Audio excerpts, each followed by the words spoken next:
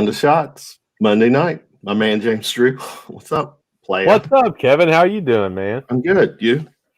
I've cooled down since Saturday night at about 7:30ish after the loss. So I don't feel good about the team, but I feel better as a person, if that makes sense. Do you? You now? Well, I know because after the post-game show. Well, first of all, Round of Shots. I'm your host, Kevin Hale, featuring my man James Streble. Round Daddy is in the house. We will talk Kentucky football, recapping Ole Miss, looking ahead to Mississippi State. Talk SEC, talk some other stuff.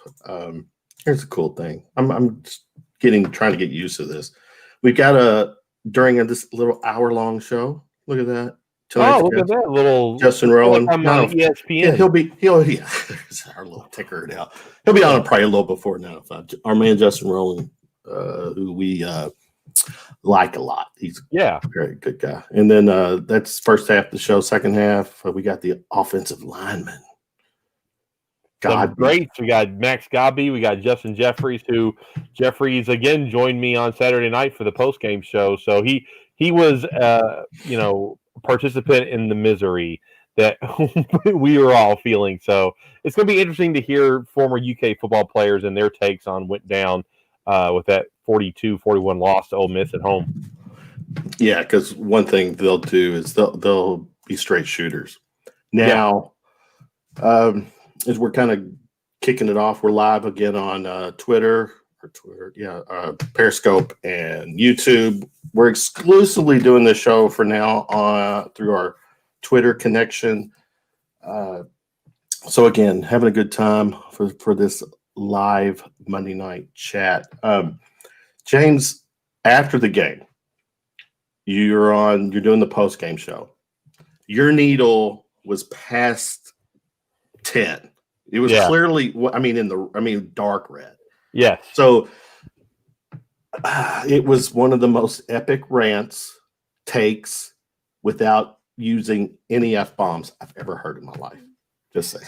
Yeah, well, it was just the disappointment and looking forward, not seeing a lot of wins on the schedule going from here. You had one in Auburn that I feel Kentucky gave away. I thought Kentucky, for most of the game, was the better team. They outgained Auburn. I thought defensively they played pretty well on the front seven, and then you see the same thing happen again on Saturday where you outgain your opponent. You feel like the game's going your way, and the wheels just come off in the second half. And one of the reasons why I was upset is because I work with and deal with a lot of Louisville fans in my professional and you take life. It like a man.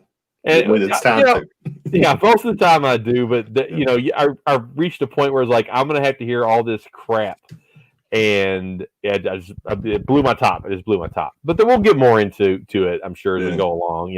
I feel a little more nuanced today than I did Saturday night after the immediate reaction. Fair enough. Well, after Saturday's debacle, our man Justin Rowland's going to come on and try to tell us how Humpty Dumpty gets put back together. Justin, let me unmute. Is he in? Let me unmute him. Unmute. There we go. Justin Rowland, Rivals guy. What's up, Justin? Not much, guys. I've found my nightly hostage wall here because I am a hostage to our kids. Sometimes it's a different wall. Sometimes it's a different corner. Depends on the night, but. No, I'm actually missing them at just the right time. They turn into little monsters right about now. So I'm excited to talk some football and to escape my parental obligations. I'm with you, Justin. I'm in my wife and I's bedroom right now. The kids are in their bedrooms, relaxing, watching a little TV before going to sleep. But yeah, I'm holed up away from them, so I don't have the same distractions that you're talking about. Well, Justin, thanks for hanging out with us. It's always good to have your company. Let's just jump right in. Your hot take on the Ole Miss loss, or we lost that game more than they won that game. My take. Well, I don't know that there's any heat left after James just dropped some bombs on Twitter there, and I didn't feel the need to rant too much in return because I knew his mentions were going to be blowing up. I did do him a little favor and quote tweet just to send a little more attention his way. But Thank you, Justin. I get the frustration, and I kind of get the point. Yeah, I mean it's for a Kentucky fan, it's got to be really frustrating to be 0-2. I'm not going to say they should be 1-1 because even though they outgained Auburn, like there were points in that Auburn game where like it was evident enough to me that Auburn was just better at some positions where you really want to be better. Like the things that Bo Nix isn't a great quarterback, but Bo Nix a given game. Yeah, he was that against Kentucky. You know, I kind of knew the game was over when Marquand McCall was bearing down on him in the backfield. He's like my favorite player for Kentucky because he's just hilarious. And Nix pump faked and threw off his back foot. He just lobbed this floater to Seth Williams, who beat, I think, Kelvin Joseph and Jamin Davis to the spot. And, you know, Auburn just had some dudes that Kentucky couldn't handle. And they've narrowed the talent gap at some key spots, but not at others. And that's okay. The Ole Miss game was terrible. I mean, it wasn't like leave receivers open on 2 touchdowns against Florida in 2017 or 2019. I can't even remember. They all run together now. But yeah, I mean, 28-14. You rush for 400 plus yards. You're playing a team with a first year coach. School Justin. In a COVID and everything. And you know, that's a game that they're gonna struggle to get over. Yeah, James. One of the things I tweeted or commented after the game is that not only are we 0-2, we're on a path to potentially go 0-5 because of the next 3 games. Now, you know, to Justin's point, the Auburn game, yeah, I think no matter what, Auburn is the better team. But what was kind of alarming is to see how Auburn got totally shut down, you know, over the weekend as well. Kind of, you know, so you kind of get, you know, that things are kind of falling in perspective here. Getting back to Ole Miss, that's one that as a fan, and I'm with you. I felt your rant, post game rant. That's a regression. We shouldn't have these kind of games right now. Well, that was part of my frustration. Is I thought we left some of this in the past, like the mishandling of you have 3 timeouts at the end of the, you know, bearing down the end of the game in the fourth quarter, and you don't use hardly any of them, you know, just to set up at least a chance to score or to at least go down, you know, not score a touchdown, but maybe kick a field goal. You know, once again, 10 men on the field, once again on defense, once again, undisciplined players like AJ Rose, you know, Kelvin Joseph. Once again, you have Mark Stoops running around like a crazy person on the sideline, looking like a complete fool, grabbing refs and doing things like that. I thought that was in the past. I thought we had moved past that. We're let's stay here with that because as the questions roll in, any news? What was the scoop? What's the scoop on that?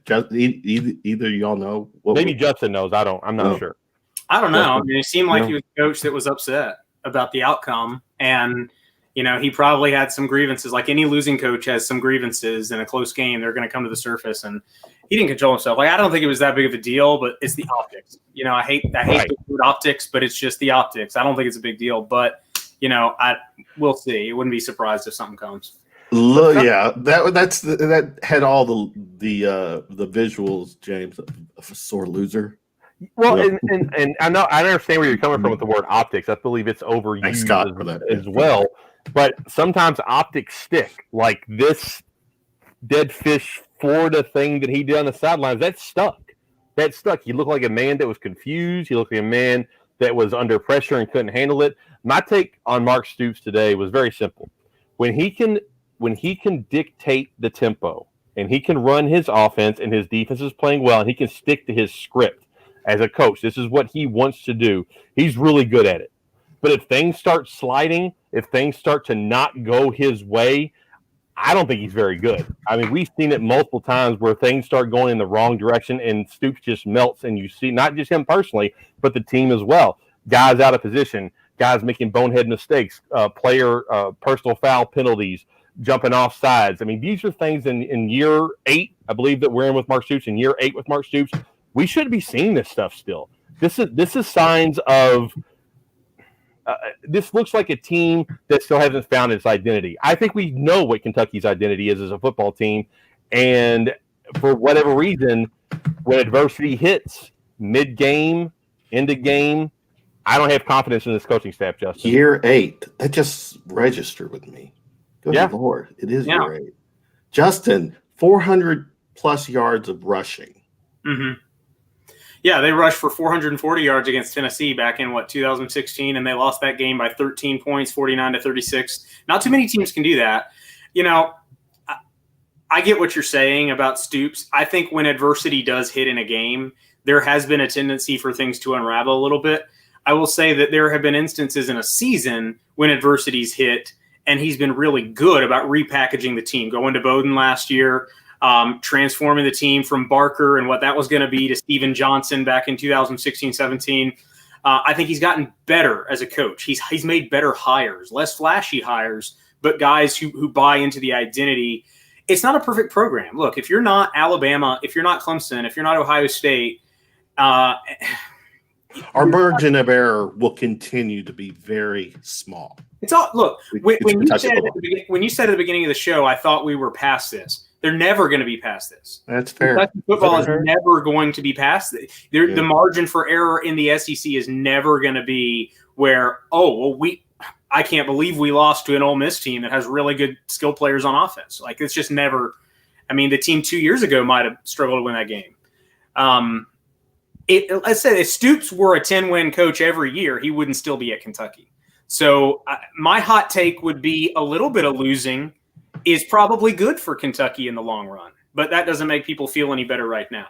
So, well, James, to that point, if that's truly the case, there's going to be we're as fans and probably the coaching staff going to be very humbled this year because a 500 season to me is out of the question. We're a sub 500 team. Yeah, I'm with you. There's not a lot of wins left on the schedule. I mean, you look at the rest of the schedule. I expect to lose on Saturday. I know that Mississippi State just got beat by Arkansas, but it's kind of been Mike Leach's MO. He has a really big win, and you're like, wow, this guy is one of the best coaches in America, and he follows it up with a clunker, and then kind of maybe gets back on track. Arkansas may be a little better than people. They might. Oh, they may be. They're improved from last year, I'm sure, but they've still been kind of a whatever team. Took however many years to finally, log an SEC win.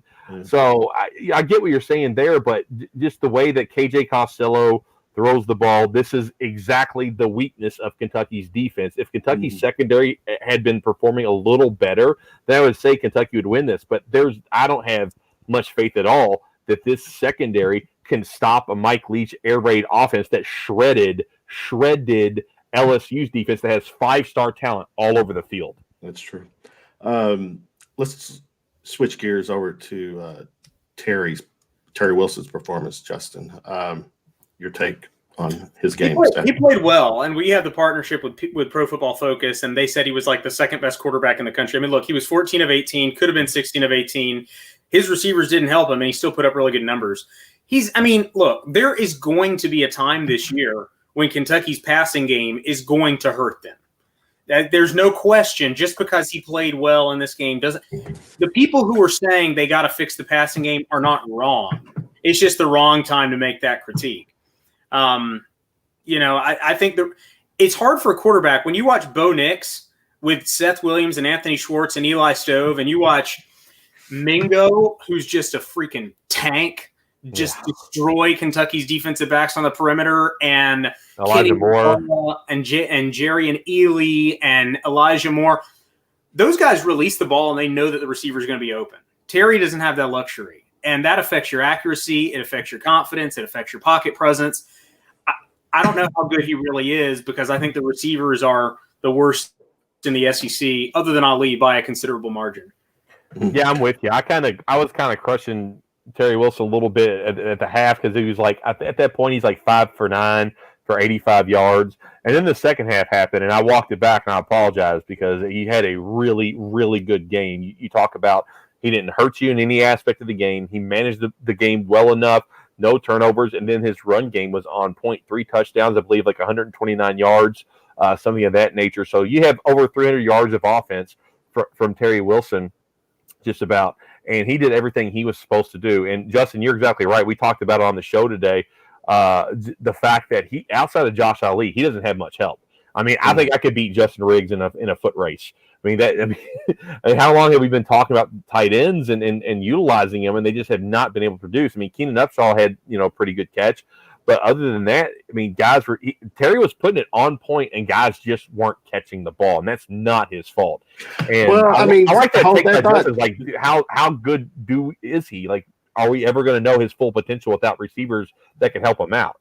That's a good point. Terry only had 4 misses or 4 incomplete passes, so isn't that kind of a overstatement? Maybe, but I guess the reason why he only had 14 passes or 16 passes or whatever, like 14, 18, right? I don't think they trust him throwing the ball to his receivers, not on him, not anything to do with him, but I think they're trying to limit, because we saw what he did, 37 passes. And a lot of those were dropped. And again, it's not all on Terry Wilson. So, Justin, I don't know what your take on that is, but I agree with both what you said about the receivers. They're just not very good. The offense, I don't honestly, this isn't a criticism, but I deal with this on the site all day, so I'm used to it. But, like, I don't know why we're talking about the offense. Like, they just scored 41. That's a great point. 59 yards. Like, I think the offense, look, like I said, if you're not Alabama, if you're not Clemson, if you're not Ohio State, you have a scarcity of time to work on plays. You have a scarcity of things that you can do. Like, the reason Mike Leach is going to pass for 500 yards a lot of weeks is because they run that mesh play probably 2,000 times a week in practice. And Kentucky runs that off tackle 2,000 times a week in practice. You're just going to be good at certain things, and you're not going to be good at other things unless you're Alabama. And you might have Mississippi State fans after the game saying, well, why can't we run the ball like Kentucky? Why can't we rush for 350 yards? Some teams are probably going to be thinking that. So I think the defense is what the issue. I don't know how the secondary is so bad. The reason I'm not throwing in the towel this weekend is Mississippi State is not the same as Auburn and Ole Miss. They don't have those guys that can go individually and abuse you. Like, it's a system. And I think a system is easier to plan for than dudes that you just can't match up with. Well, the Kentucky is favored heading in, what is it, 3? I think 3. Yeah, something like that. One thing we talked about when we did the show on when did we do the show? Thursday. Yeah. One thing we all agreed on, everyone, is for us to really be effective is to ball control. We got to keep their offense off the field. And to me, everyone's take was that we got to run the ball. We got to get back to the running game, blah, blah, blah. Unfortunately for us, we had so many big runs, these crazy runs where, there was no clock being, we weren't eating. It's like taking a shot down the field. In a sense, right? It really is, yeah. Well, I guess with the reason why Benny Snell and that offense was so successful is because Benny Snell was like a ground and pound type guy. He didn't have a ton of breakaway speed. A guy like AJ Rose, even though he got caught, has got a little more speed than Benny Snell did. Chris Rodriguez, even as he's looked as a pounder, I think he's got a little more speed. Correct me if I'm wrong, Justin, you know more than I in this situation. But I think he's got a little more breakaway speed even than Benny Snell. And then, with Terry Wilson as a quarterback in his legs. So I think with that offense, there's just more opportunities for home run hits because the overall speed of the backs is better. Does that sound right to you, Justin, or am I off base here?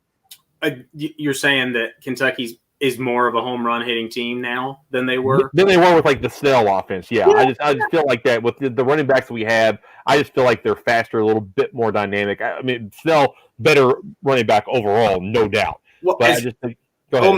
Ole Miss defense was really bad. That was a really bad defense. Now, if you want a hot take, I think Ole Miss would be one of the better teams in the ACC. They reminded me a lot of Louisville. And I think they'd be better than Louisville. I think they'd be better than Pitt. I think they would be close to North Carolina.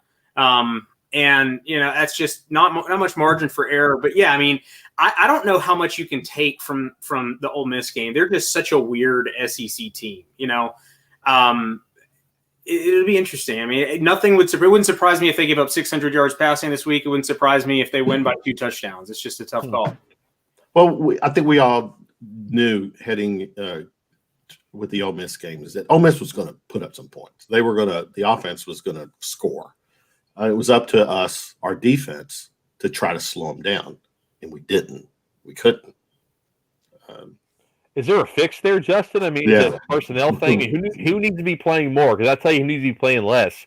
I mean, Kelvin Joseph came in as a big time transfer from LSU, and man, I don't remember a more disappointing player, especially like a transfer coming from a big time program. And he's just been a disaster at that. I mean, what can they do to kind of stop the bleeding in that secondary? That's supposed to be one of the best units on the team. They're clearly looking for answers because you see based on who was playing in the game, they started putting true freshmen out there. They started cycling all kinds of guys in. I guess my hot take with Kelvin Joseph is we're going to look back from this a year or two from now, and this is going to be a really good time for him because he is talented. He is a gifted player, and he just looks like somebody who didn't know it was going to be quite this hard. And I think the criticism and the spotlight is going to be a positive for him. But, I mean, I think the unfortunate thing is the secondary last year was just kind of inflated by playing in a bunch of monsoon games and playing a bunch of SEC East quarterbacks that just weren't very good. Bad offenses. Let's be realistic. If Kentucky played in the SEC West, Mark Stoops would have a much harder job. And they drew. Justin must be saying bad words. Why he keep? It's like the internet's censoring him or something. You're freezing up a little bit, Justin. So it's funny. It's like you're talking. No, you're fine. You're good. You're good. It's probably profanity laced, and it's getting cut off by the internet. I'm thinking bad word. I think it was fool's gold last year. It's weird to see how good the numbers were and how bad the numbers are now. I think the truth is probably somewhere in between. Once they play Vanderbilt and Missouri and South Carolina, even Tennessee, it's going to level out a little bit. But they are the worst pass efficiency defense in the country by a wide margin. And that's way behind Florida International. And I don't know. I'm shocked because I thought it was one of the better units on the team. But that was a good point about the quality of opponents and the monsoon. We had a caller actually bring that up to us, and I was like, then I went and I looked at the wins, and it was like Arkansas, Missouri, teams that had. I mean, obviously one of the better offensive teams they played all season was Louisville, and they shut them down. But their bellies hurt in that game. In case y'all didn't know, they had a little tum belly issue. Yeah. And they really limit the number of plays that you run. Like you might only get 55 plays against Kentucky. That makes the defense look a little bit better than it really is. Well, give us a prediction for Saturday, Justin. I've picked them twice, and they've lost both times. I'm going to pick them a third time. I think you're not going to go reverse psychology for us. 35-32, Kentucky in a wild game, and nobody will ever say they want Mike Leach to be Kentucky's coach again. Obviously, that's not true. But, I think Kentucky will get their first win this weekend. I put it up and I keep taking it down. But anyway, Scott's back. Is Kentucky recruiting a field goal kicker? That man, I don't know. Lane Kiffin's putting a Christmas gift together for him. That's got to be the worst feeling. The kicker. They don't get any respect anyway on the team, really. And then just to have that happen. It's, I'm being hyperbolic. They do get respect, but field goal kickers viewed differently than like your middle linebacker, on the football team. But, Matt Ruffalo, I feel bad for him. I'm sure I hope the man didn't read his mentions on Twitter. I know how it is, Matt. I get it. I don't feel like my job is to be like rah to protect the team or to protect the players. Like the over the top cringe stuff, like stay away from that. But let's not overcomplicate it. Like, they missed an extra point. They missed a field goal. Like, yes, that was the biggest reason they lost the game. And so when I see Riley Welch come out and say, don't criticize him, but like to say it's a team game, yeah, kind of. I mean, you miss an extra point. Of course, that's what's going to be what everybody talks about. I mean, that's just not the proverbial. You had one job. One job, yeah, yeah. Make the extra point. I'll give him a pass on the field goal. That was 49 yards, I believe. Yeah. Look, I get that. That's tough. That's tough for some NFL kickers. But the extra point in overtime, come on, man. I mean, what got me was the TV camera. The TV caught him saying, I hate to even mention this, but the camera caught him saying, "Can't stop him," as they were going down to score in overtime for the win. And he wasn't saying it to criticize Kentucky's defense. He was saying it because he had this sinking feeling in his stomach. Crap, I'm going to be the reason they lost. He said, "You can't stop them," and it was tough to watch. Yeah. Yeah. Any before we let you go, Justin? Any more recruiting for us? Or actually, let me hold that thought. I mentioned before we started, you do your mailbag. What was one of the most over the top comments, questions thrown at you? Well, it's the same thing that you guys are talking about. What's wrong with the offense? I don't understand why we're talking about the offense. You took the point. Kind of said it in the press conference today. He's like, everybody wants us to score and do this, and we've scored 41 points, 560 yards, and now it's like, when is Gatewood going to be the starting quarterback? I don't understand that. But damn it, we needed to score 43. Yeah, right. That's right. We didn't score 2 more points. Be careful what you wish for. Yeah. Yeah. All right. When does I have to real quick, Justin, ask you your quick take on the whole Calipari Mac thing. I think it's manufactured drama because that's the only thing that makes the game interesting. I think it's not close to the nation's best rivalry. I think it's a pretty bad rivalry. I think the only reason the game has had any intrigue for about 15 years is because of who happens to be coaching Louisville and what dumb stuff they happen to be doing to take attention off the game. I just think it's a boring series. I think, the standard game in the series is 68-61 Kentucky in a game that they never really looked like they were going to lose, and occasionally I think you're actually giving them a little more points. Occasionally a bad Kentucky team manages to beat or almost beat a Louisville team they should have no business beating. So I think it's rather embarrassing, the way Louisville just wets the bed every year in the series, and it's the opposite of a good rivalry in my mind. Wets the bed. Hashtag wets the bed. Yeah. Like that. Yeah. Is there anything cool coming up on Cats Illustrated? Any deals for the folks out there before you go? We're going to buy 1 month and get the rest of the year free going on right now. But, yeah, we're just covering this team and hoping they win a game or two here just so people will stay plugged in. It's just so hard. For 6 months, if we're going to have sports and they kind of lose both games, it's like, what are you doing, writing about sports? But, yeah, we're trying. Justin, we don't. 20-some minutes with you is just not enough. You got to. Let's do it again. Let's do it again. All right, Justin, thanks for hanging out. Thanks, guys. Justin Rowland. Thanks, Justin. At Rowland Rivals, our man Justin always brings it. Thanks, brother. All right. Because I have a break video, we're going to play it. It's just a 2-minute break. So I'm going to replenish, and when we come back, Max, Godby, Justin, Jeffries, the O-line boys, right? Hell yeah. Yeah. Let's do it. Right. A little blocking. Yeah. Everyone stay tuned. Give us a couple minutes. See you on the other side for more Round of Shots.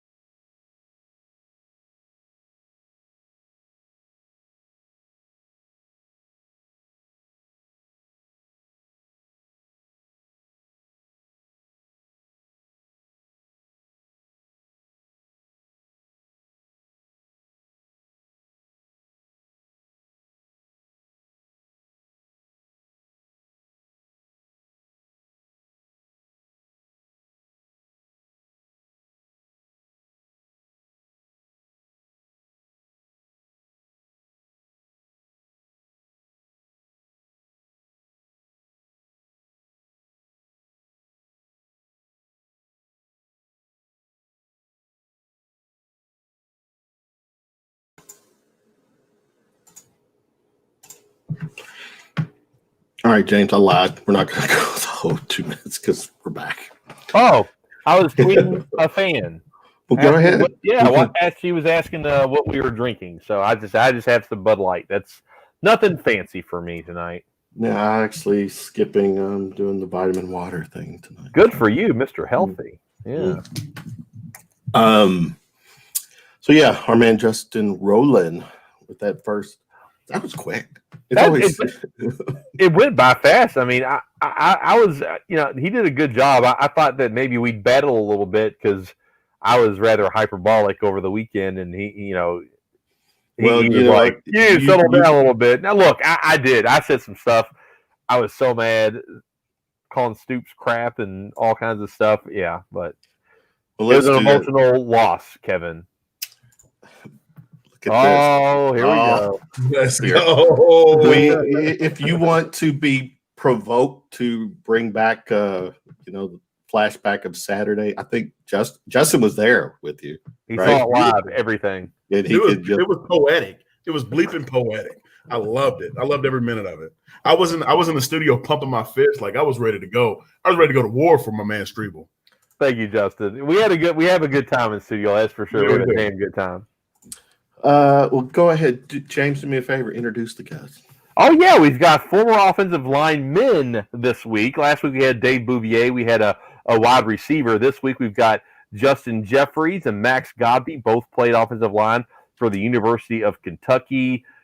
Justin, you and I have met multiple times in person. Max, I haven't met you in person yet, but still waiting for that to happen, my man. And your fatherhood is around the corner for you, right, Max? Oh, you're muted, Max. Is he? Yeah. Uh-oh. Technical difficulties. His mic's on. We're not hearing you. We can't hear you, Max. Come on, Maximus. Now can you hear me? There we go. Larry Glover has me set this mic to a different setting for his show. Since everything going on with COVID, I had to build my own little home studio so that people on the show can yell at me. And I got absolutely ripped on the show, and I'm still not 100% sure what I did. And I think we need to know. Come on, what do you think? I will admit the dude that did this is extremely unhinged. And last year during the South Carolina game, I think it's the first time ever I got mad hearing a dude talk like on the radio, and I called him an idiot. I said, "You don't deserve takes with takes that dumb. Like, shut up." Yes, I love it. And he completely lost his mind over it. And he gets on the show and starts screaming about Eddie Grant and how he needs to be fired. I'm like, what more do you want? He put up 41 points. And he goes, Larry, I don't even understand why you got that goofball of a co-host. And I'm like, what did I do? Goofball of a co-host. I think there's UK fans. I think it shows the growth of the program where UK fans, it's been that long since we've had that much of a meltdown over a game that we should have won. And it was kind of like, you know what? We need to thank Coach Stoops for it. James didn't do a good job of thanking Coach Stoops of the progress of the program because it's been a while since we've just acted just that crazy and lost our mind. Did we lose? We had losses last year. We've had losses last year. No, we had losses last year that were, you've had like you lost all 6 quarterbacks and you're playing a quarterback with a broken shoulder. And we were kind of like, okay, we need to figure some stuff out. This is kind of the first loss where we were just like, what are we doing? This. James, if you need to be provoked, we just found the guy. Ole Miss is doo-doo, and we making them out here look like All-Americans. Lane Kiffin looking like he's eating his body weight in gas station sushi. He does. And he's making the UK defense look like absolute fools. Is this true? What's Scott? Scott, thanks for hanging out with us tonight. He's one people who are watching on YouTube and Periscope. I love it. Both channels. You can. It's a live interaction. So if you got takes, questions, anything, is that the guy's name? I guess That's his name. Scott, Listen, I need to shout out to my guy Max. Listen, I don't think we've ever really met in person. No, But, we have not. But the way that you look, that's the way an ex-offensive lineman is supposed to look, is the way that you look. With the cheekbones and the jawline. Me, I got man titties and I got fat face. Like, you did it right. You did it right, man. I'm trying to tell you did it right. See, I feel like I'd never my body type never identified as an offensive lineman because I was a stand-up in high school, and that's what I wanted to play. And I remember my first recruiting visit to Kentucky with Rich Brooks and Joker, and both of them said, "No, you were way too slow to play that position. You better bulk up and play offensive line." And I got stuck. I finally got to the point where I came into UK at about 250 pounds, 255 pounds. What was that? And I in high school. got up to 280, and Coach Phillips, Coach Summers, the offensive line coach, they were going to let me play at about 280, 285. And because I was backing up Matt Smith, like it wasn't like I was going to be getting in. Matt Smith, that's my dude. Dude, I wasn't going to beat Matt Smith out for the job. I mean, I'm just honest with myself. So it was a great year for me to learn. Then Matt started getting hurt all the time. And then they said, okay, Max needs to get up to 300 pounds like today. And so it was a whole nutrition thing. I finally got up to 305 pounds. God, and then we lost to Louisville my senior year. I was like, oh, great. Now I'm just some fat guy. And me right now, I'm just a fat dude right now. A fat dude with a big ass. Oh. Where you going? Where you going with the camera, man? Wait a second. Yeah, zoom out. Babe, we're going to get. There you go. I'm back. God bless. See, it's my Hey, Justin's living up to the stereotype. I'm telling you, yeah, big and clunky. All right, go ahead, guys. So with this part of the show, we get to kind of dissect it even more because we got former players. And guys, thanks again. Max, always good to hang out with you. And again, congratulations on the family thing. Max is that you're right, Justin. He's got that look like he's a lover, not a fighter / O-lineman. Yeah, I mean, I can agree with that. I mean, you know, I had that dog in me. Don't get me wrong. You're handsome too. So. Yeah, but no, I mean, like I said, the chiseled features. Like if you look at my man Max's face, nothing, and I mean nothing. And the smile. Oh my God, nothing says O-lineman. Nothing. Nothing. All right. We get to piggyback with these shows, James, off your articles on A Sea of Blue. You do the good, the bad, and the ugly. And obviously it's from this past Saturday, the Ole Miss game. I'll start with you, James, to your article. Give me that good. With the for me, it was the offense running game and Terry Wilson. I thought Terry Wilson was very good. In that game, he didn't turn the ball over. He didn't make any mistakes. I thought his receivers didn't do much to help him out, yet he still had over 150 yards passing, 129 yards, I believe, rushing, 3 touchdowns. I thought he was very good. And then Chris Rodriguez and A.J. Rose, after his bungle in the first quarter, he stepped up and had a very, very good game. So they did their job. Anytime you rush for over 400 yards on an opposing defense, you figure you're going to win that damn football game. So that was my good. They did everything they needed to do to win that game offensively. Justin, you're good. I'm going to piggyback off of that, and I'm going to go with the offensive line. Max, the offensive line played phenomenal. Phenomenal. Great job by the offensive line. They protected Terry well. Obviously, like you said, James, they ran for over 400 yards. I mean, come on. As an offensive lineman, when you have that many rushing yards and your quarterback doesn't get dirty, well, I mean, let me take that back. You know, he runs some, so he did get dirty, but you kept him clean, and they run the ball the way that they did against the defense. I mean, let's be honest. I mean, they had some athletes. You know, they had some dudes, but the offensive line did their damn job. Max, you're good from the go. For me, it's Eddie Gran. Eddie Gran apparently listened to my critiques from the week before and not do any cuteness when it came to the second half. Something that I truly love Eddie Gran. I love the style of offense he calls.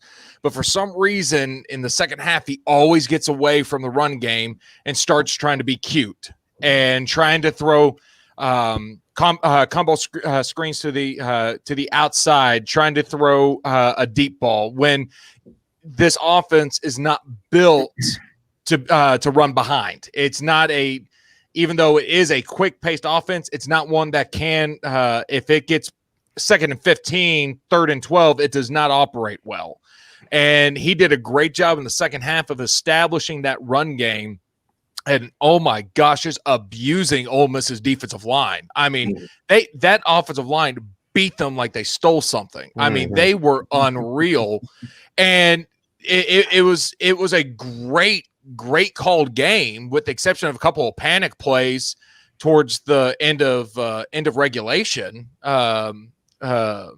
But for the most part, I think Eddie Gran coached one of his best games.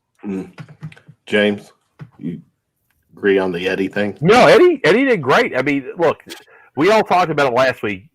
Terry Wilson throwing the ball 37 times is not the recipe for success offensively for Kentucky. And that's not a knock on Terry. That's just not the way this offense is built. It's not the way they've made their identity here. This is not the way that they've been through 4 consecutive bowl games, not slinging the ball over the field. So as Max said, Eddie Gran got the message. It's like, you know what? We need to get back to basics here. We're going to run the damn ball. So, yeah, I agree. I thought Eddie Gran, he looked at the tape. He figured out we threw way too much. And part of that was because they were behind a little bit against Auburn. But trust your offensive line. And we talked about in the previous segment, Kevin, the way that these running backs can break open and run downfield, it's like a down-the-field vertical pass. It's exciting. It can be fast-paced. It's explosive. So I'm glad that Eddie Gran realized. Yeah, exactly. So, yeah, I agree with Max there. No Eddie Gran hate from me. That's all Jason is, right, Justin? Yeah. Jason can't stand him. Oh, yeah. We'll go stay with you, James. What was give me the bad. Okay, I had 2 bads, but I'll just stick with one. Just the composure of the team down the stretch, and Mark Stoops included. I thought the players lost composure, breakdown, especially in the secondary on defense. And then there is no excuse for, once again, having 10 men on the field on defense, not having your team ready to go, and then just it was just a really bad look for Stoops running down the field, grabbing officials at the end of the game. Many of you all know my take on just the way that he's good on script if he's coming from behind or the game goes off script for him. I don't think he does well adjusting. I think he panics, and that's what I saw Saturday. Max, I'll let you start. You're bad. Oh gosh, I'm going to say special teams. This used to be a staple of UK. Max Duffy, I famously tweet every single time Max Duffy comes up, 90% of your problems is solved by an Australian kicker. And we saw 10% of what he cannot do. And you saw that in busted coverage and punt. The refs helped you out with one. You saw on kick return, on kickoffs, that you gave up a lot of yardage on kickoffs and not have a lot of lane discipline, which falls under composure as well. And then I hate it for the kid. I hate it, and Justin will speak to it with me. When you spend, brother. You spend 2.5 hours in practice and you warm up for 15 minutes, then you go and play football bowling off of the side on the turf. Oh, and then go inside and play pool, and then you come back outside. And all the teammates see you. You better. And I get it. I cannot hit a 49-yard field goal to save my life. I could probably not hit a PAT. No one here listening could hit a PAT. Correct. No one else could. But guess what? Me and Justin could get into a 3-point and 2-point stance and block a lot of people that Kevin and James can't, or anyone else can. But guess what? You still can't jump, have a false start. You still can't twitch if somebody I was blitzes. bad about that too. In my days, I was bad about that. That's the minimum. That's the minimum of the expectations for an offensive lineman. It's the exact same thing for your kicking game. You've got to hit the PAT. It was not a bad snap. It was not a bad hold. You cannot pull it in that kind of situation.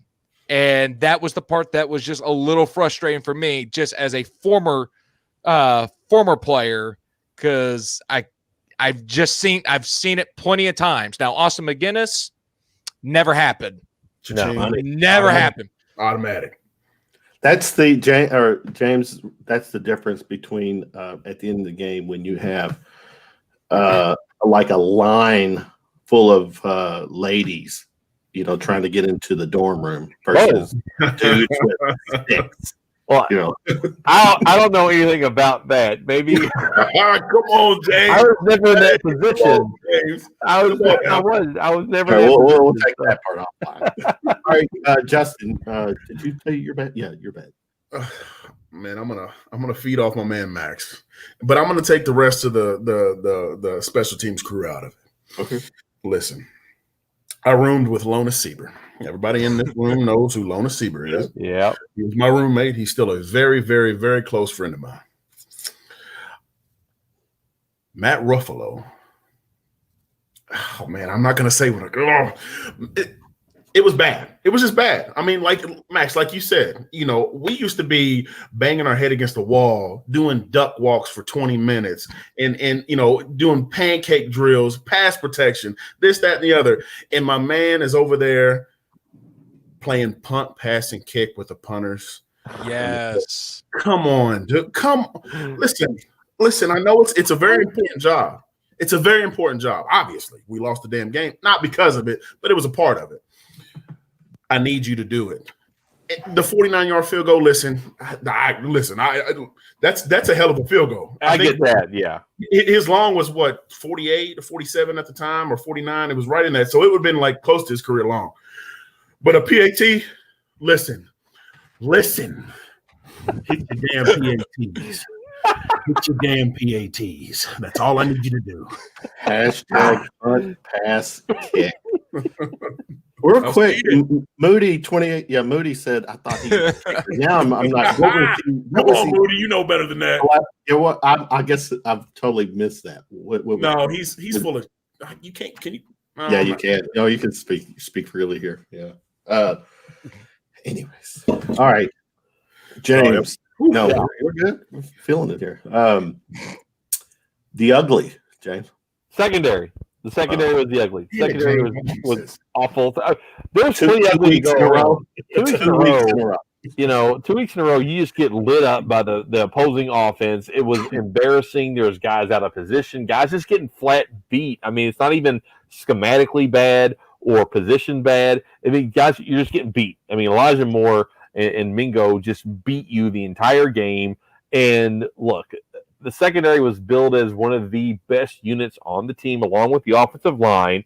And one's been really good. The other's been a massive disappointment. And 408 yards rushing for the offensive line, that tells you which one's the disappointment. It's the secondary. It was terrible.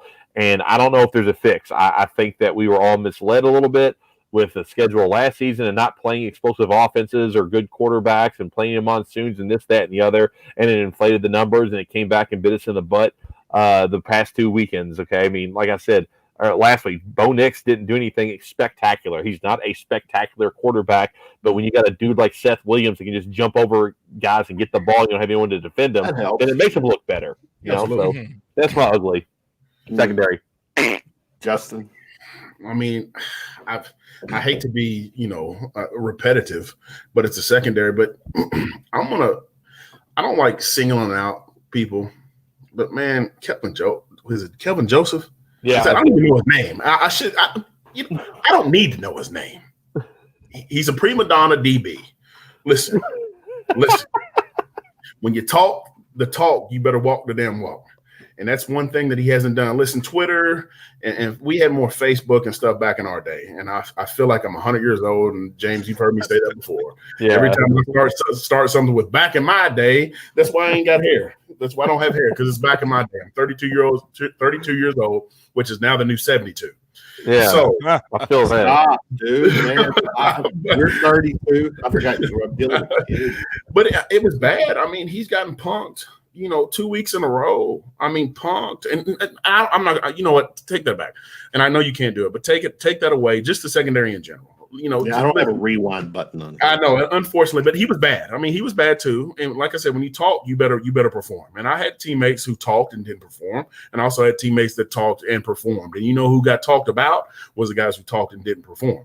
Now let's not take for granted that we played two spread it out, very, very difficult offenses to plan around, especially in the secondary. And obviously, here comes number 3. Stoops didn't have, exactly. Stoops didn't really have a lot of, he wasn't going man-to-mans. Everything's zone. And what happens when you don't get pressure on the zone, Max, you get holes in the zone.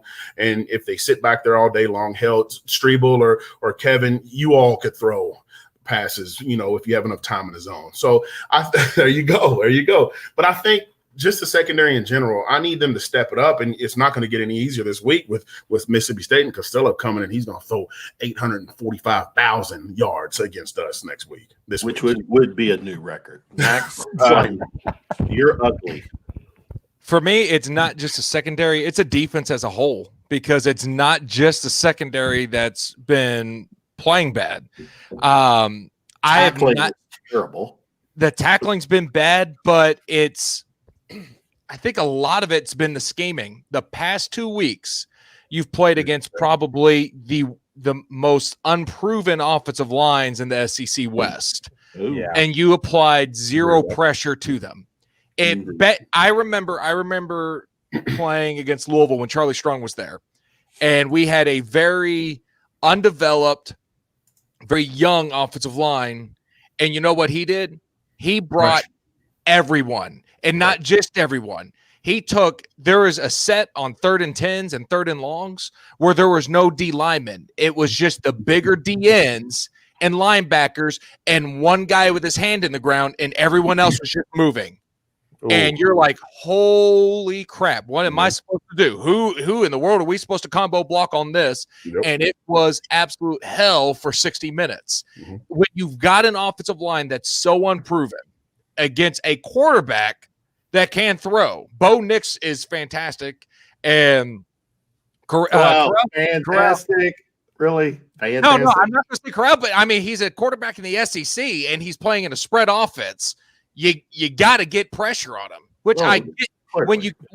When you play these spread offenses, it's not just five-step drop. It's going to take 6 seconds to the play to develop. I get that. That's why you go zone on some of these defenses. Absolutely. But you got to apply some pressure, especially if you're going to get Pascal crashing so hard on these pockets and break containment to allow for 2 weeks in a row quarterbacks that aren't natural runners to just go and just run on you. Yeah. And then allow receivers to rally back. Mm-hmm. So a lot of it's just been, for me, it's been the scheme. I'm like, you've got the athletes. DeAndre Square lays the hit stick on everyone. He's a monster. Hey, my man's a monster. The dude's a monster. He doesn't belong in pass coverage 95% of the time. Agreed. He belongs going in. And I mean, I'm not even asking for much. I'm not asking for shark blitzes. I'm not asking for a corner hammer with a late Sam coming in. I'm just even a Mike Will cross or just a Mike A, just something basic. Simple, just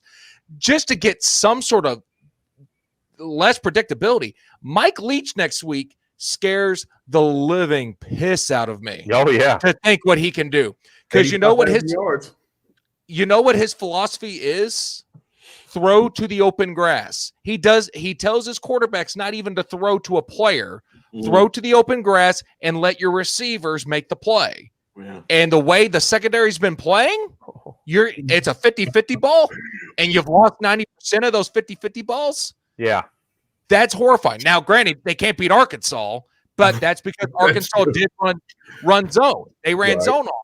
So at least that's what we can do. We can run a damn zone. Exactly. And also, you're not Bo Pelini. We showed that you're not a defense from 1983. I'm going to run man no matter what, even against slants all day, every day. Yeah.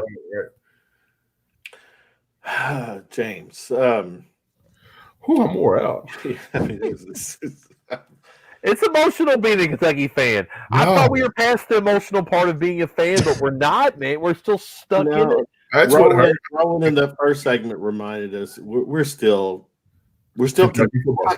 It's still Kentucky football.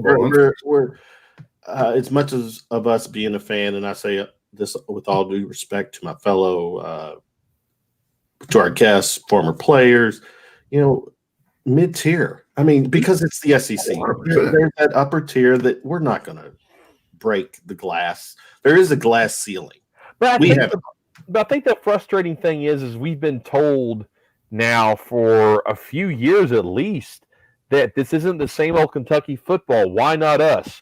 That's been the hashtag of this program. We're up and coming. We're done being the doormat. Where recruiting's going, Yahtzee, all that stuff. It's like, okay, we all bought in, and outside of one season, it's still kind of been the same old Kentucky football. Look, eight wins is good, but the one magic 10-win season was fantastic. And I think it whet our appetite for more, and we saw the potential for what we could be.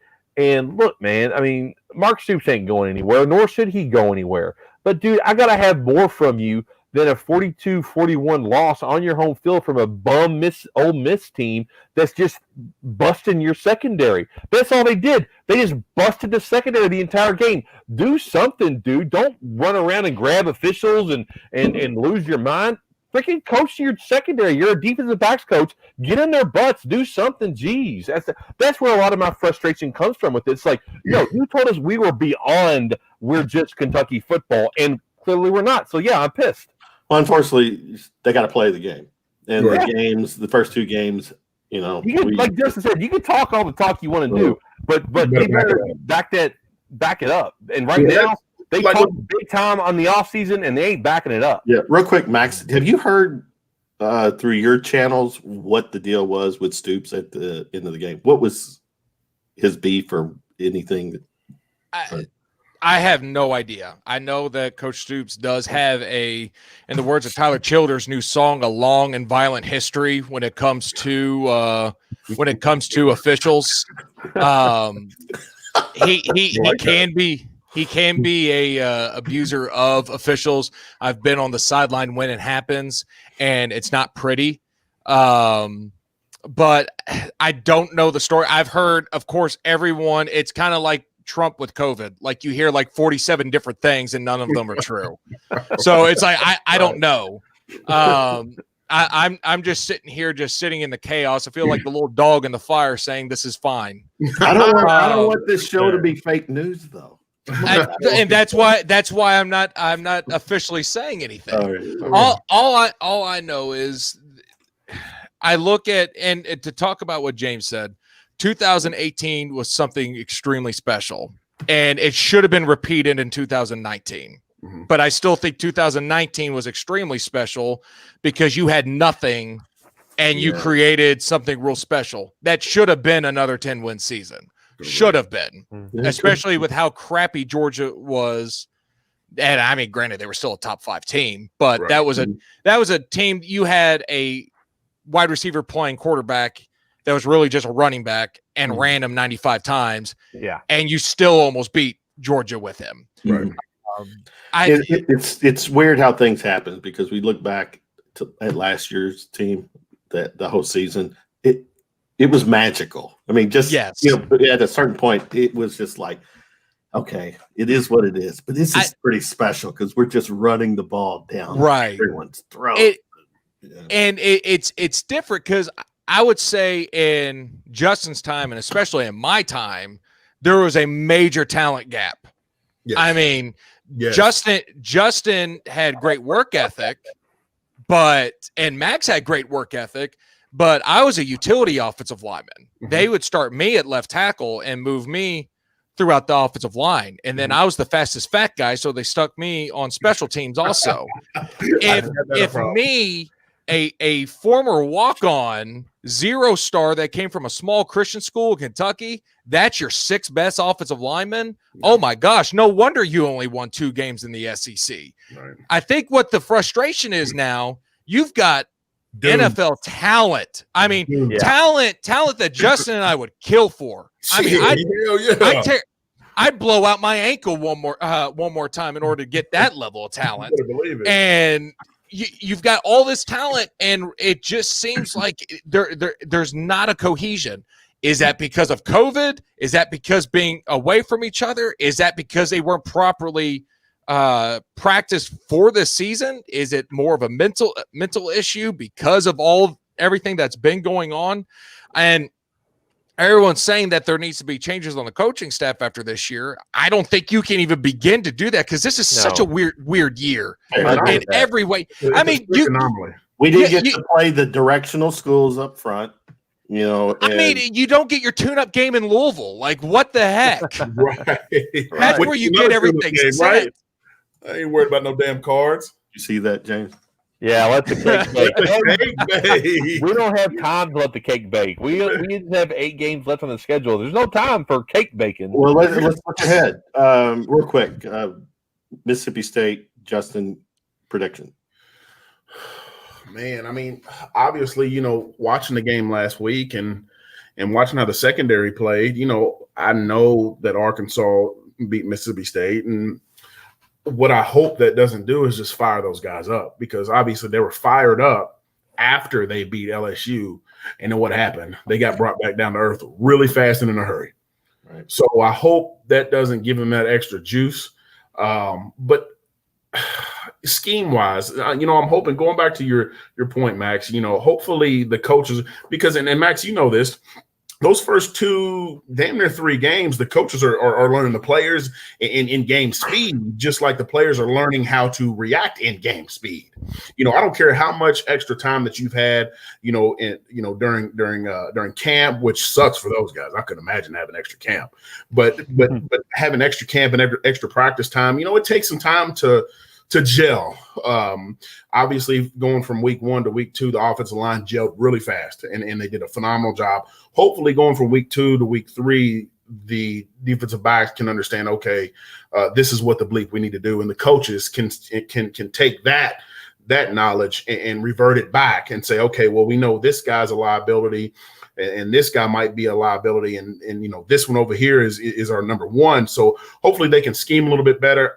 I don't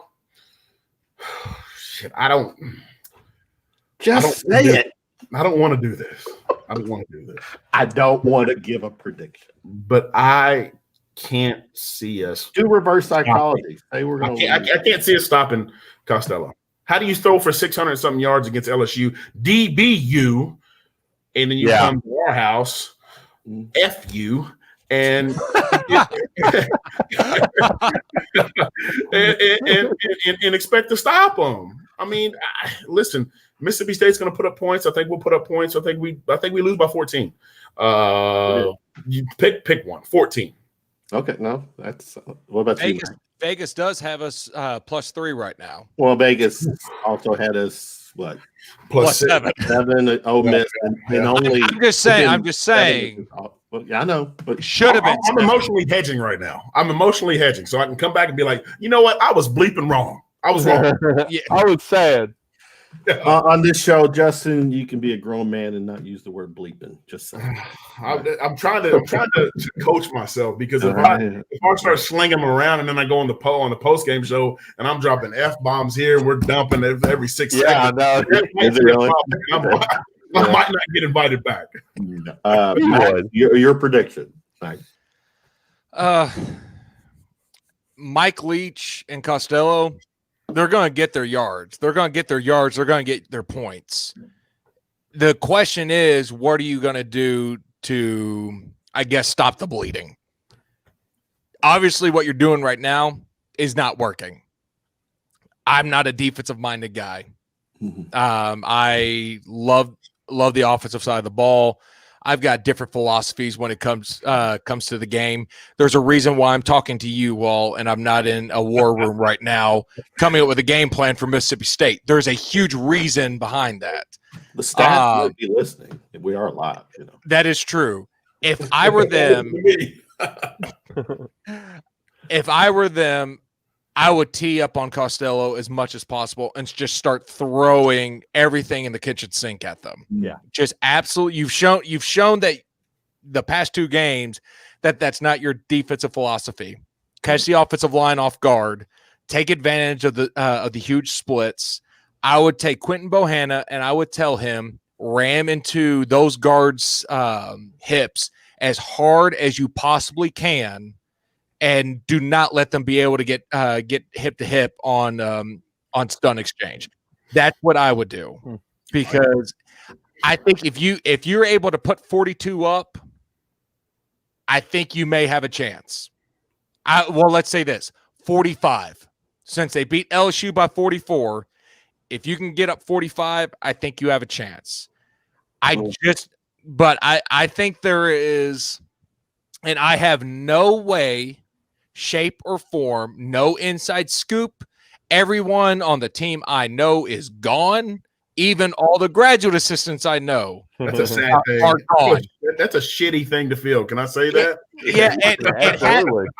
and half of them are at West Virginia, and half my timeline is about Mountaineers and everyone saying almost heaven. That's all my timeline's filled up with. Talk about a non-defensive. Yeah. Good.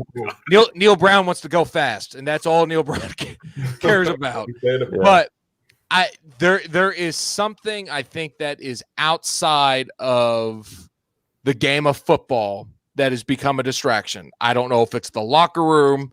I don't know if guys just not trusting each other. There is something. I've been part of losing teams that had tight-knit locker rooms, and I've been part of losing teams that did not have a tight-knit locker room. And just what I'm seeing, at least on the defensive side, there is I don't know if it's a lack of accountability, something. And until you get that fixed where everyone's on the same page, you're not going to do anything. I mean, you can have all the strategy as you want, but if you don't trust the guy to your left and you don't trust the guy to your right, that's the great and horrible thing about the game of football, and that's why I love it so much. It does not lie. If you hate your brother, the game will expose you and it'll make you look like a fool. If you love your brother, it will pay off. Jeez, I hear this. That's That's deep. a speech. That's deep. I mean, Poetic. Marty 2.0 there. You got Justin he's tearing up a little bit over there, Mac. Preach, bro. Hey, so real quick, James, what's Mississippi State's defense? How would you say? Wouldn't you agree that Mississippi State's defense is better than Ole Miss? Yeah, I think so. Absolutely. I mean, they stopped where we go. you. We said last week that we needed ball control, but Ole Miss, there was like touch or long, explosive plays. This is a game where I do think ball control can take place, James, because I think, Rodriguez and Rose can, get us at 4 or 5 yards at a time where there's not going to be as many explosive runs, but enough to keep, the ball in our hands more than Mississippi State. That's maybe wishful thinking, but I mean, that's a good point. That's something that, instead of hitting all these home runs, which, look, if the home runs there, you're going to take it. I mean, you got lines open in this gigantic hole. Unless you want to wave your deuces. Right, yeah. And then you give it up, right? I We hate didn't to even talk about that. I'm with Justin, but I hate to do it. And I'm picking Mississippi State to win. Again, there's nothing Saturday that showed me that defense is anywhere near ready for an air raid offense where they're just going to go right at them. They're not going to be afraid. They're not going to. I mean, they know what they're going to do. I think that it's going to be 38-27 Mississippi State. Really? Moody says Cats by 10, 30 to 20. Yeah, I like it, Moody. I like it, Moody. Thank you for the positivity. All right. Good, bad, the ugly. That was heavy. Real quick, before we're gonna a little over the 10 o'clock mark, but I wanted to get your else takes. SEC wise, start with you, Max, real quick. What stood out for you as far as the SEC goes? This may be the first year that I actually believe Tennessee is like really good. like really good. Mm. And Georgia is really, really good. Amazing what happens when you start just recruiting a bunch of 5-star high schoolers. It's a damn shame, isn't it? Yeah, Eventually, real it's sad. gonna land. Eventually, it's gonna land. Oh my gosh! I mean, I think you saw a little bit where the SEC East was in a slump, and by the way that Florida's been playing, Tennessee's been playing, Georgia's been playing, and honestly, Vandy's not bad. They're not great, but they're not bad. They're like Mississippi State back in the day. Like Yeah, they could play physical, and it was going to be interesting to see this year of playing just 10 straight SEC games. I pray for all these student athletes because I could not imagine taking 2 of my games, my Louisville game and my Miami of Ohio game away, and making me play 2 real teams. yeah. And I could not even begin to imagine that. Yeah. Upgrading from the MAC and the Ville to a couple of Alabama. Who's the Yeah. other? Yeah. Alabama. I'm with Max on this. Like, Florida's not just back. Florida is back. Yeah. Like, Florida is can play with Alabama. I think Kyle Trask is the real deal. They have athletes all over the field. I think Dan Mullen and Todd Grantham have built a burgeoning monster in Florida where they're going to be contending for college football playoff, I think, sooner rather than later. And damn it, Kentucky just missed their opportunity with Jim McElwain and those big-ass teeth and everything that was going on in Florida before that. They could have had multiple wins against Florida, and they just didn't take advantage. And now we're watching Dan Mullen do what Dan Mullen does and build a damn good team. So yeah, I'm with Max. SEC East is tough now. It's tough again. I think down there they're saying he's building a damn good team. Yeah. I like that. Same to you, Justin. Your take real quick from the SEC. You know, I'm gonna take it back to when I played, and the SEC East was where everybody was. You had the Percy Harvins and the Tim Tebow's on the Florida. You had the Georgia squads. Everybody. The top of the SEC East was so good. Now we didn't have Missouri, of course, but even Vandy was like you said, Max. Vandy was I won't call them legit. Vandy beat us. So they were respectable. Yeah, they were. We had to play ball, but it makes me nervous because, like you said, we had time and time again, in the past 2-3 years, to start to go up a rung or two, in the East, and we missed out on it. It's unfortunate we missed out on it. And LSU they're good, don't get me wrong, but they're not what they were last year. I mean, you don't lose 14 starters and rebuild like that. I don't care how good you are as a coach, Edo, and I love listening to you talk, Edo, but I don't care how good you are. You just can't rebuild that quickly. Alabama's going to be Alabama, but I think the West, is okay. It seems, like I said, going back, it seems like it's flip-flopped a little bit, kind of to where it was when I played, how the SEC East was stacked and then the West was good, but not as good. I remember the 2012 season, and that was the year we went 2-10. That's when Joker got fired. And what people don't remember about that season is UK had the number 1 toughest schedule in the country. And we had in 4 games in a row. Oh, South Carolina, I forgot about that. I'm sorry. Yeah, Florida was ranked 3. The next week we played South Carolina, which was 5. Then we played Georgia, which was 2. God, and then let's see. South Carolina. This is a pity party. What was a damn infirmary. Did you have any players left? Huh? Did you have any players left? Because that gosh, it was just absolutely it was a freaking bloodbath, just an absolute bloodbath. And I don't care who the coach was. that year. I mean, and what sucked about it was we had an all SC offensive lineman. You had Larry Warford, Yeah. Matt Smith, Mike Larry. I mean, Zach West was a rising star. You had Darian Miller, who was all SEC. Mm-hmm. Oh my gosh! And again, me. So that deducts points. Oh no! You had that stud offensive line, and you just could not do a thing. Could not do a thing against it. The SEC East used. Again, it's kind of the back in my day story. The SEC East used to be great. Used to be outstanding. The class of college football. All right. I got to leave you guys on this note. I've done some research. And what do you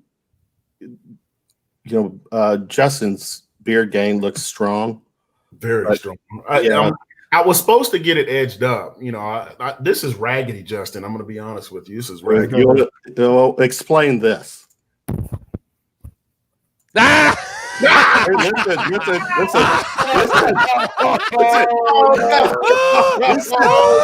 God. Look at the line. Look at the listen. in my lower jowls. Look at the earrings. Listen, I still can pull off the earring game. He's got the Trevino beard. He's got the Trevino beard.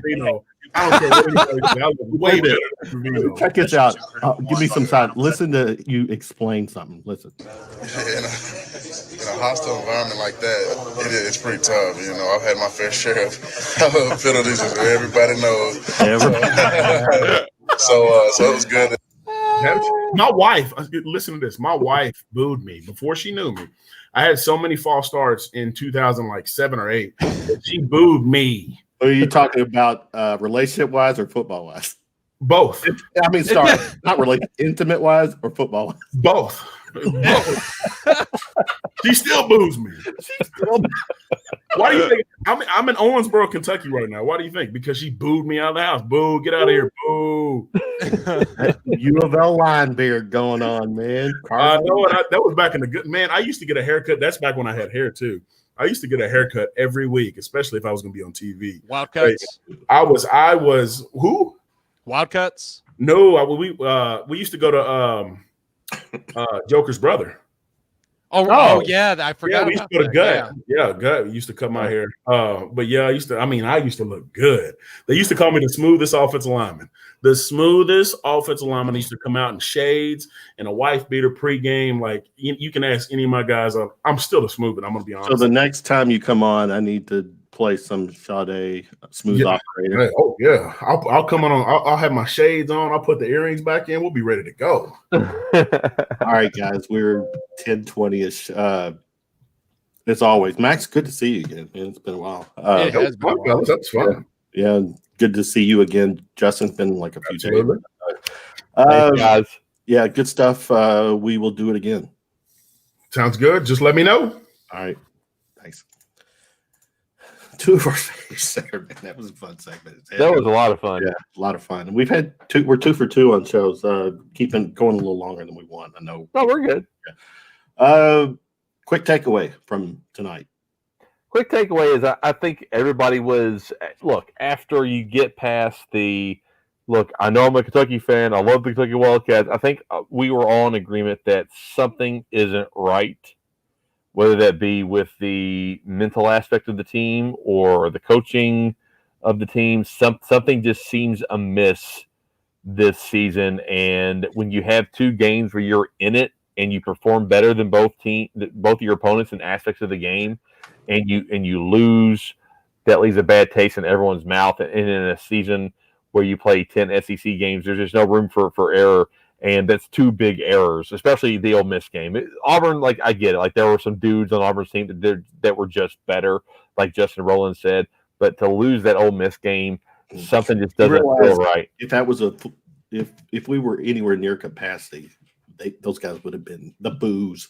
They would have been booed off the field. They would have been. The way the game ended, you're up 28-14, and you let a Mississippi team that's supposed to be rebuilding and that has one of the most porous defenses in the SEC not only get back, but they stopped Kentucky. I mean, they stopped Kentucky for portions of that game. That's how they got back, defensive, and you knew they were going to score, but there were times where they were able to stop Kentucky's offense, and Kentucky could not stop their offense. Good take. Good show tonight, James. Yeah, man, it's fun. Next week, next Monday, we'll be back at it. Kyle Tucker will be our featured guest next week. So Hell yeah, it'll be my first time with Kyle Tucker, so it'll be fun. Again? Okay. Haven't done any radio with Kyle, so this will be good. All right, for Justin Rowland, first segment, Max Duffy, Justin Jeffries, Round Daddy, James Streble, Kevin Hale, wishing everyone a good night. We'll see you next Monday. Round of shots. Peace out, my brother. Peace.